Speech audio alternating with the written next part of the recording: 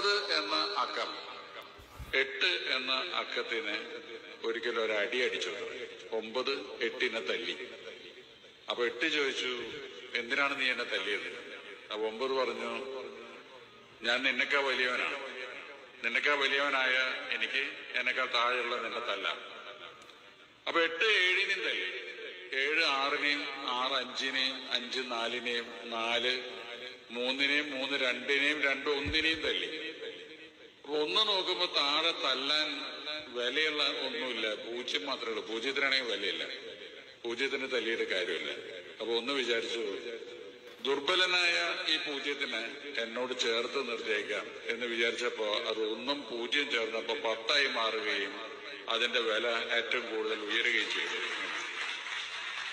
അപ്പോ താഴേക്കടയുള്ളവരെ, ദൗർബല്യമുള്ളവരെ, നമ്മള് നിസ്സാരവരാണെന്ന് തോന്നുന്നവരെ ചേർത്ത് പിടിക്കുക എന്നുള്ള സന്ദേശമാണ് ആ കഥയിൽ ഉൾക്കൊള്ളുന്നത്.